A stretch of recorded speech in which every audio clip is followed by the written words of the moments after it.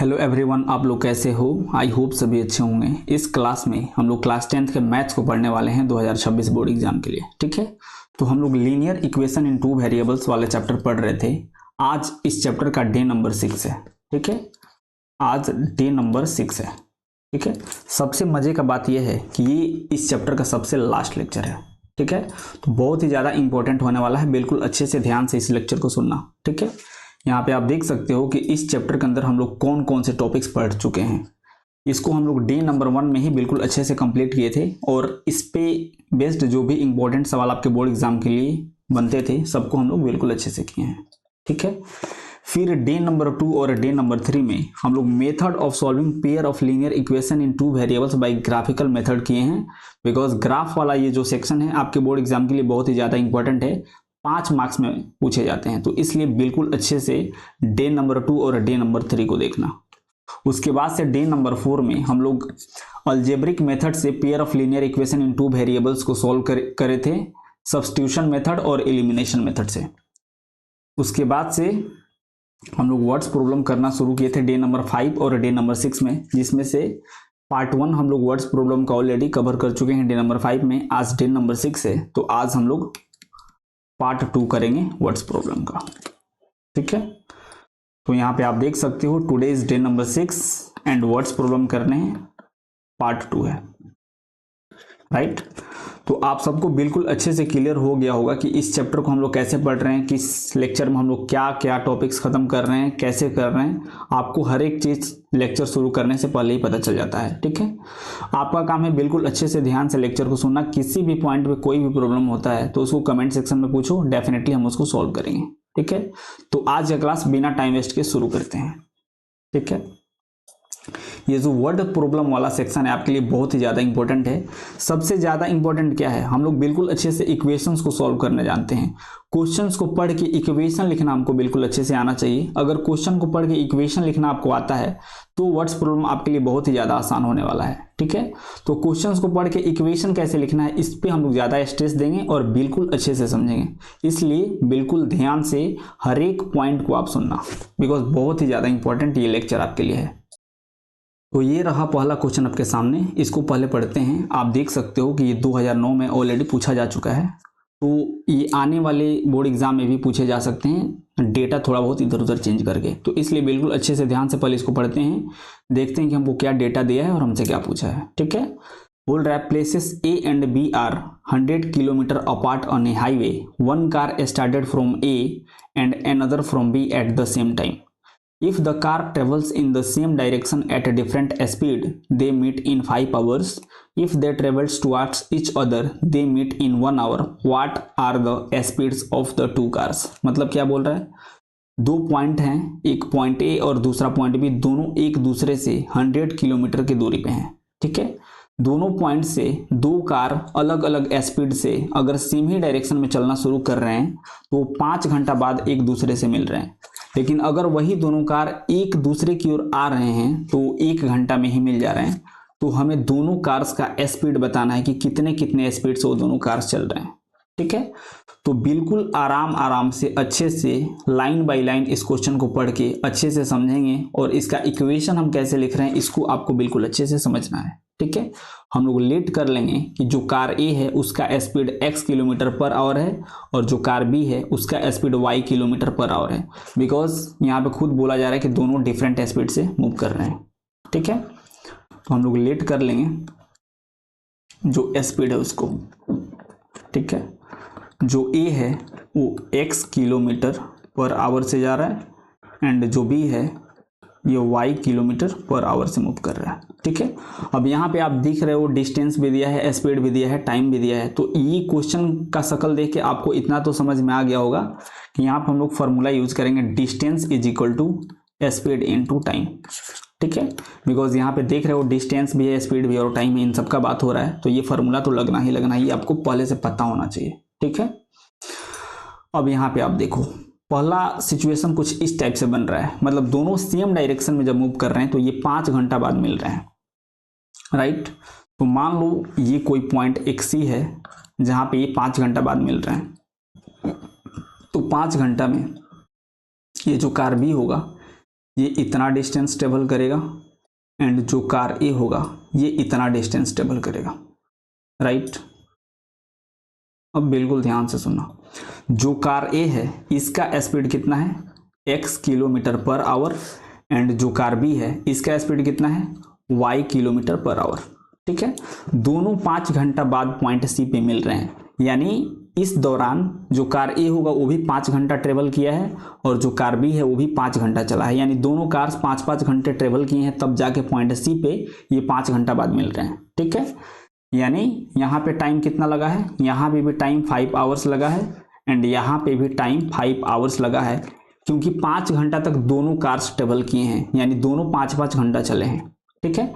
यानी यहाँ पे आपको स्पीड पता है और टाइम पता है, तो डिस्टेंस क्या होता है, distance is equal to speed into time होता है। तो जो कार ए है ए से लेकर सी तक ट्रेवल किया है, कितना ट्रेवल किया होगा, distance is equal to speed into time, हम लोग फॉर्मूला यूज करेंगे, तो ये क्या हो जाएगा 5x हो जाएगा, ठीक है। क्योंकि यहाँ पे टाइम 5 है और स्पीड x है, यानी ये 5x डिस्टेंस ट्रेवल करेगा। उसी प्रकार से यहाँ पे आप फॉर्मूला यूज कर लोगे, distance is equal to speed into time, तो ये कितना हो जाएगा 5y हो जाएगा, राइट। अब देखो ध्यान से, ए बी और जो सी तीनों पॉइंट है इसको आप कैसे लिख सकते हो, जो कार ए है ए से लेकर सी तक वो गया है, जिसमें इसको आप A B plus B C लिख सकते हो। बिल्कुल ध्यान से सुनना,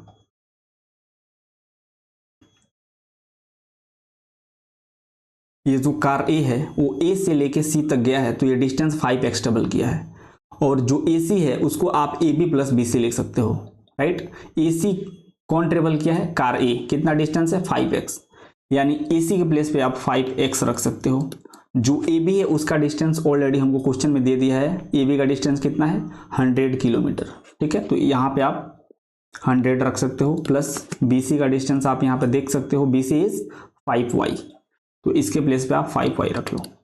अब यहाँ से 5x minus 5y is equal to 100 हो जाएगा, एंड 5 कॉमन लोगे तो x minus y is equal to 100 हो जाएगा, एंड यहाँ से 5 से ये कटेगा 20 बार में, तो x minus y is equal to कितना हो जाएगा 20 हो जाएगा। इसको आप इक्वेशन 1 बोल दो।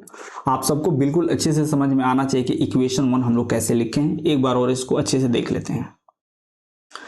क्वेश्चन क्या बोला था हमको, क्वेश्चन बोला था कि दो पॉइंट हैं ए और बी, दोनों एक दूसरे से 100 किलोमीटर की दूरी पे हैं, ठीक है। अगर दो कार सेम डायरेक्शन में चल रहे हैं तो दोनों 5 घंटा बाद किसी पॉइंट पे कहीं पे मिल रहे हैं, राइट। तो यहाँ पे हम लोग जो फर्स्ट कार है उसका speed x kilometre per our बोले हैं, सेकंड कार का speed y kilometre per our है। दोनों कार्स 5 घंटा तक ट्रेवल करेगा, तब जाके ये पॉइंट सी पे 5 घंटा बाद मिलेगा, ठीक है। इस 5 घंटा में जो कार ए है वो 5x डिस्टेंस ट्रेवल किया है, एंड जो कार बी है 5y डिस्टेंस ट्रेवल किया है। अब हम लोग A C is equal to A B plus B C लिख सकते हैं। ए सी क्या है, distance travelled by car A जो कि 5x है, ए बी क्या है 100 किलोमीटर, जो कि क्वेश्चन में ऑलरेडी हमको दिया गया है। These are the distance between point A and B, and B C 5y distance travel किया है। यहाँ से सॉल्व किया हो तो अपने पास x minus y equal to 20 आया है। इस प्रकार से अपना इक्वेशन फर्स्ट आया है। सेकंड क्या बोल रहा था, सेकंड बोल रहा था कि अगर ये दोनों कार एक दूसरे की ओर आते हैं तो ये 1 घंटा बाद मिल जाते हैं।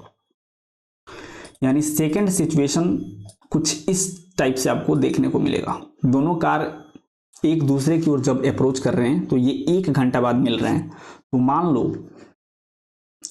ये कोई पॉइंट है सी जहां पे दोनों कार मिल रहे हैं, यानी मान लो ए से ये इतना ट्रेवल किया तो ये पॉइंट सी पे आया, एंड बी से ये इतना डिस्टेंस ट्रेवल किया तब ये सी पे आया। मतलब सी पॉइंट पे दोनों कार आके मिल रहे हैं 1 घंटा बाद, ठीक है। तो ये जो कार ए है इसका speed x kilometre per our है, एंड इसका टाइम कितना है 1 आवर ये ट्रेवल किया है, ठीक है, तब जाके ये पॉइंट सी पे आया है। सेम उसी प्रकार से जो पॉइंट बी है, यहां से जो कार ट्रेवल कर रहा है उसका स्पीड कितना है y kilometre per our, and इसका भी टाइम 1 घंटा है, ठीक है। यानी अब यहाँ पे आप डिस्टेंस निकालोगे तो बहुत आसान है। कैसे निकालोगे, distance is equal to speed into time होता है, और यहाँ पे आपको स्पीड और टाइम दिया है। और यहाँ पे आपको स्पीड और टाइम दिया है, तो डिस्टेंस ये कितना ट्रेवल कर लेगा, ये 1x करेगा, क्योंकि इसका स्पीड x है और टाइम 1 आवर है, तो 1x करेगा, तो इसको सिंपली आप डिस्टेंस को x लिख सकते हो। सेम उसी प्रकार से इसके डिस्टेंस को आप y लिख सकते हो, ठीक है।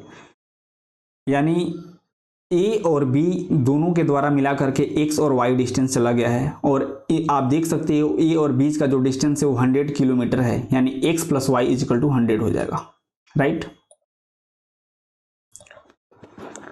x plus y is equal to 100, चलो इधर ही लिख लो, x plus y is equal to 100 हो जाएगा। ये आपका इक्वेशन सेकंड है, ठीक है। अब इन दोनों इक्वेशन को सॉल्व कर दो, आपके पास x और y का वैल्यू आ जाएगा, एंड x y क्या है, दोनों कार्स का स्पीड है।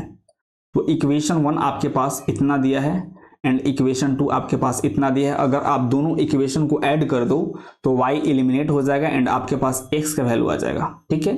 तो हम लोग इक्वेशन 1 प्लस इक्वेशन 2 करते हैं, ठीक है। इक्वेशन 1 प्लस 2,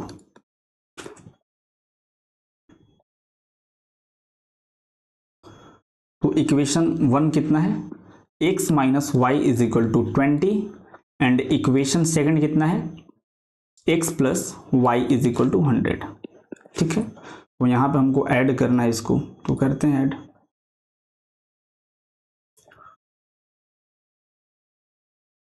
तो y से y कैंसल आउट हो जाएगा, राइट।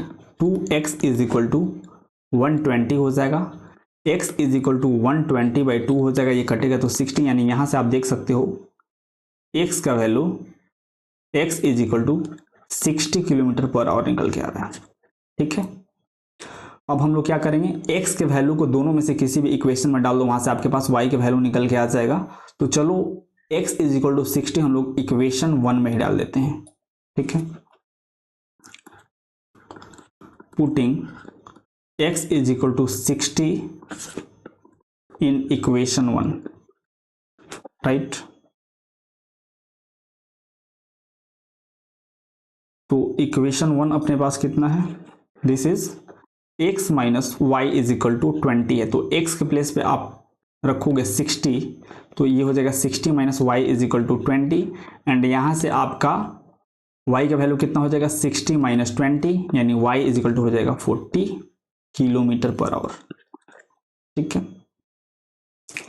जो आपका कार ए था, मतलब पॉइंट ए पे जो कार था उसका स्पीड हम लोग x किलोमीटर पर आवर बोले थे, और अपने पास x का वैल्यू कितना आया है, x का वैल्यू अपने पास 60 निकल के आया है, यानी ये 60 किलोमीटर पर आवर का स्पीड हो जाएगा आपका। जो पॉइंट ए से कार चलना शुरू किया था और जो पॉइंट बी पे कार था उसका speed y kilometre per our था, और y का वैल्यू अपने पास 40 आया है, यानी ये 40 किलोमीटर पर आवर के स्पीड से चल रहा होगा जो कार पॉइंट बी पे है, ठीक है।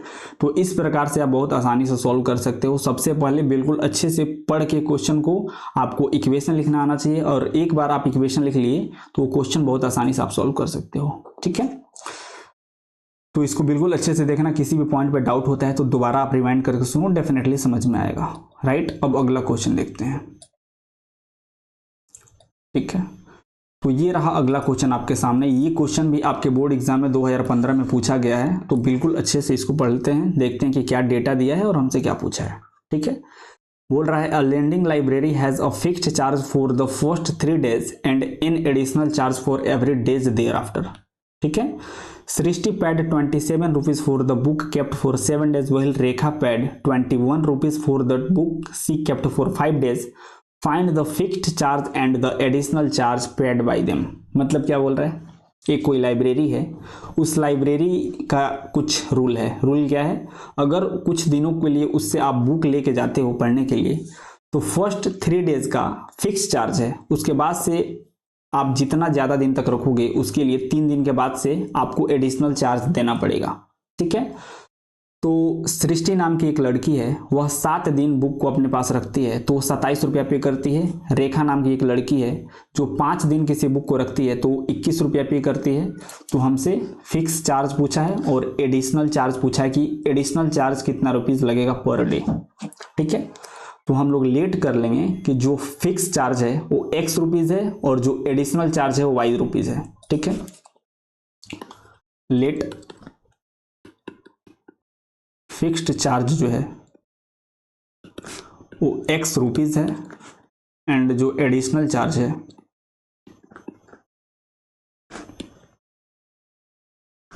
वो y रुपीज है। ठीक है, टेंशन मत लो, बिल्कुल आराम आराम से इस क्वेश्चन को हम लोग सॉल्व करेंगे, आपको इक्वेशन लिखना आ जाएगा, आप टेंशन मत लो। ठीक है, अब ये जो सृष्टि है, पहले सृष्टि है जो कि 7 डेज बुक को रखती है।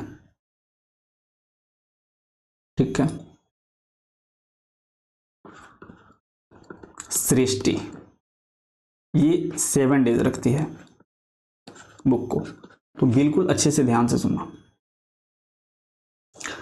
7 डेज में से 3 डेज का तो चार्ज बिल्कुल फिक्स है, राइट।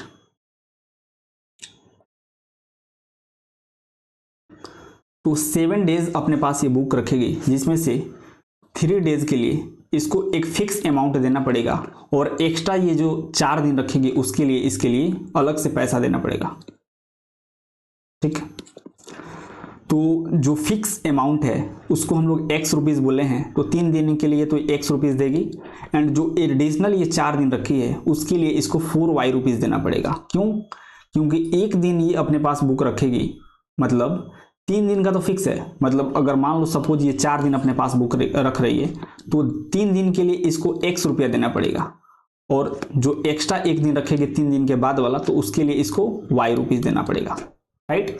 अगर ये 5 दिन के लिए बुक रख रही है अपने पास तो 3 दिन के लिए इसको एडिशनल चार्ज नहीं देना पड़ेगा, 3 दिन के लिए इसको एक फिक्स अमाउंट x रुपीज देना पड़ेगा और 3 दिन के बाद से ये जो एक्स्ट्रा 2 दिन रख रही है उसके लिए इसको एडिशनल चार्ज देना पड़ेगा और 1 दिन का जो एडिशनल चार्ज है वो अगर y रुपीज है तो 2 दिन के लिए इसको 2y रुपीज देना पड़ेगा। ठीक है, तो सेम इसी प्रकार से यहाँ पे 3 दिन के बाद ये एक्स्ट्रा 4 दिन अपने पास बुक रख रही है और 1 दिन का एडिशनल चार्ज y रुपीज है, तो 4 दिन का एडिशनल चार्ज कितना हो जाएगा? 4y हो जाएगा। ठीक है, यानी फिक्स चार्ज x रुपीज है और 4y एडिशनल चार्ज है, इन सबको मिलाकर के ये पे कर रही है कितना? ये 27 रुपीज पे कर रही है। ठीक है, तो ये दोनों अमाउंट मिलके ये 27 हो जाएगा। ये आपका पहला इक्वेशन है, टेंशन मत लो, इसको दोबारा हम लोग समझेंगे। ये आपका पहला इक्वेशन है, इसको इक्वेशन 1 बोल दो। सेम इसी प्रकार से रेखा नाम की एक लड़की है। ठीक है, रेखा नाम की एक लड़की है जो 5 दिन तक अपने पास बुक रख रही है। ठीक है, तो ये 5 दिन तक अपने पास बुक रख रही है, तो 3 दिन का तो इसका कोई चार्ज नहीं लगेगा, एक फिक्स अमाउंट देना पड़ेगा एंड जो एक्स्ट्रा 2 दिन अपने पास रखेगी उसके लिए इसको एडिशनल चार्ज देना पड़ेगा, राइट। तो 5 दिन में से 3 डेज के लिए इसको एक फिक्स अमाउंट x रुपीज देना पड़ेगा एंड जो एक्स्ट्रा 2 डेज है उसके लिए इसको एडिशनल चार्ज देना पड़ेगा। तो पहले 3 दिन का इसको फिक्स चार्ज x रुपया देना पड़ेगा एंड एडिशनल चार्ज 2 दिन के लिए इसको 2y रुपीज देना पड़ेगा। ठीक है, यानी ये टोटल कितना पे कर रही थी? शायद 21 रुपीज। ठीक है, 21 रुपीज। ठीक, ये 21 रुपीज पे कर रही है, तो इसको आप इक्वेशन 2 बोल दो। ठीक है, तो अपने पास इक्वेशन निकल के आ गया है। जैसे ही इसको आप सॉल्व करोगे तो आपके पास एडिशनल चार्ज और फिक्स चार्ज निकल के आ जाएगा। दोबारा इस क्वेश्चन को एक बार अच्छे से सुन लेते हैं ताकि बच्चों को प्रॉब्लम ना हो इक्वेशन लिखते टाइम। ठीक है, क्वेश्चन क्या बोल रहा था? कोई एक लाइब्रेरी है, उसमें से सपोज मान लो आप 10 दिन के लिए बुक अपने घर लेके गए कि 10 दिन बाद मैं बुक पढ़ के लाके फिर जमा कर दूंगा, तो जो पहला 3 दिन होगा उसके लिए आपको एक फिक्स चार्ज देना पड़ेगा। ठीक है, लेकिन 3 दिन के अलावा जितना दिन आप अधिक रखोगे हर एक दिन के लिए कुछ ना कुछ एक फिक्स अमाउंट आपको देना पड़ेगा, एडिशनल चार्ज देना पड़ेगा। ठीक है, जैसे मान लो यहाँ पे हम लोग जस्ट अभी एक एग्जाम्पल की मदद से समझे भी थे कि अगर कोई लड़का 4 दिन कोई बुक अपने पास रखता है तो पहले 3 दिन के लिए उसको एक फिक्स अमाउंट देना पड़ेगा जिसको हम लोग x बोले हैं, लेकिन 3 दिन के बाद से जो एक्स्ट्रा 1 दिन रख रहा है उसके लिए उसको एक एडिशनल अमाउंट y रुपीज देना पड़ेगा। यानी 4 दिन के लिए इसको कितना अमाउंट देना पड़ेगा? अगर हम लोग इसको एक्स वाई के फॉर्म में बात करें तो इसको x + y रुपीज देना पड़ेगा 4 दिन के लिए। सेम उसी प्रकार से अगर कोई लड़का 5 दिन के लिए बुक अपने पास रख रहा है तो फर्स्ट 3 डेज के लिए वो x रुपीज़ देगा, एंड जो एक्स्ट्रा 2 दिन ये अपने पास रखा है तो एक दिन का एडिशनल चार्ज y रुपीज़ है तो 2 दिन का एडिशनल चार्ज 2y हो जाएगा, यानी ये कुल कितना अमाउंट देगा x प्लस 2y रुपीज़ देगा। ठीक है, तो सेम यही फंडा आप अप्लाई कर लो सृष्टि के लिए एंड रेखा के लिए। सृष्टि 7 दिन के लिए बुक अपने पास रख रही है तो पहले 3 दिन के लिए x रुपीज़ देगी, और जो एडिशनल 4 डेज ये अपने पास बुक रखी है तो उसके लिए 4y देगी। टोटल अमाउंट ये 27 रुपये पे कर रही है लाइब्रेरी में। सेम उसी प्रकार से जो रेखा है वो 5 दिन अपने पास बुक रख रही है तो फर्स्ट 3 डेज का x रुपीज़ एंड जो नेक्स्ट 2 डेज है उसके लिए एडिशनल चार्ज ये 2y रुपीज़ देगी। टोटल अमाउंट 21 रुपये पे कर रही है। तो हमसे पूछा है कि एडिशनल चार्ज क्या है और फिक्स चार्ज क्या है, तो दोनों इक्वेशन को हम लोग सॉल्व करते हैं।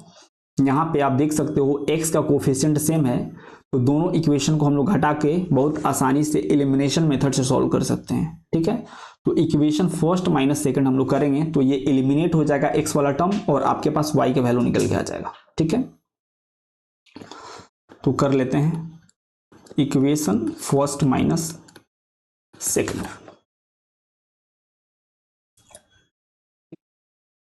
तो इक्वेशन फर्स्ट कितना दिया है, equation first is x plus 4y is equal to 27, x plus 4y is equal to 27 and equation 7 is what, sorry equation second is x plus 2y, x plus 2y is equal to 21। अब इसको subtractive तो करना है तो करते हैं।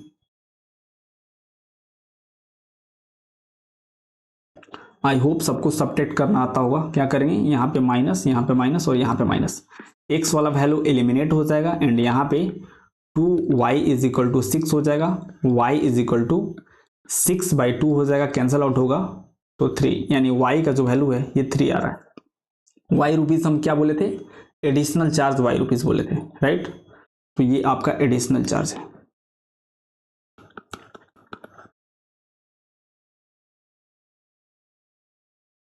उसके बाद से इस y के वैल्यू को अगर आप इक्वेशन फर्स्ट या फिर इक्वेशन सेकंड में रख दो तो आपके पास x का भी वैल्यू निकल के आ जाएगा। ठीक है, तो चलो पुटिंग किसका वैल्यू रखना है, y is equal to 3, y is equal to 3 in equation, चलो 2 में रख लेते हैं।